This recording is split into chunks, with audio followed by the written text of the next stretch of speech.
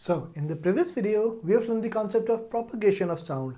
That is, sound is a vibration and it travels from one point to the other by the molecules of the medium. Now there are three types of medium: solid, liquid and gas. So because all three of them have molecules in them, hence sound can travel through all these three medium. So now in this video, I'll show you various examples of how sounds travel through solids, liquids and gases. So let's begin. So let's first talk about how sound travels through solids. So I'll show you simple activities which will prove this fact. So what you do is place your one ear at one end of a wooden table or any table and ask your friend to knock on the other side. So when your friend knocks on the other side, you can clearly hear his knock. So this clearly shows that the sound is traveling through solid over here, in this case table, and entering your ear. Is it clear? Similarly, let's say we take a metallic scale. Now again, hold one end of the scale close to your ear and ask your friend to scratch on the other side. So when he scratches on the other side, you can hear the scratch. So here the sound is traveling through the solid, in this case metal, and entering your ear. Is it clear? Next, this over here is a picture of a toy telephone. It's a really fun and simple device which you can try to make.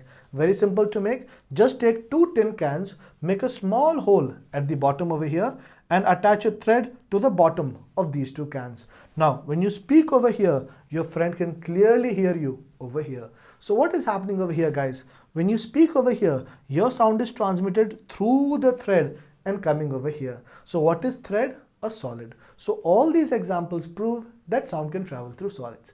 Is it clear? Let's go ahead. Next, let's see how sound travels through liquids. So see guys, take a large bucket of water, fill it with water, ring a bell inside the water and place your ear just slightly dipped at the surface of water. So this bell sound over here can be easily heard by you. So here what is happening? The sound is traveling through water to your ear. So this shows sound can travel through liquids. So see, sound can travel through liquids. Dolphins and whales which live in the sea can communicate with one another. Why? Because sound can travel through liquid. Is it clear?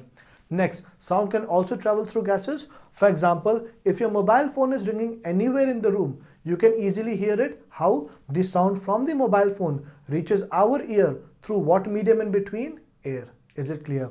Similarly, when you're talking to each other, you can easily hear each other. What is the medium in between? Air. So what is air? A gas. So this shows that sound can travel through gases. So see, when the telephone bell rings in our home, we can hear its sound even from a distance.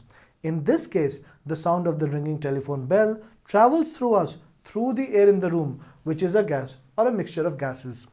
When we talk to a person standing near us, then the sound of our talk travels to the other person through the air around us. Is it clear? Let me take more example. When the engine of a train blows the horn, we can hear it. How? The sound is basically traveling through air. Similarly, the chirping of birds, it takes place on a tree far from us. Still we can hear them. Again, sound is traveling through air. So see, the sounds of television, cars, buses, trains, aeroplanes, chirping of birds all travel through the air and reach our ears. In fact, most of the sounds which we hear in our everyday life reach us throughout the air. So all the above observations show that sound can travel through air, which is a gas. Is it clear? So in general, we can say that sound can travel through gases, and basically we conclude that sound can travel through solids, liquids and gases. Is it clear? So please keep all these examples in mind. So this clearly shows that sound can travel through solids, liquids and gases.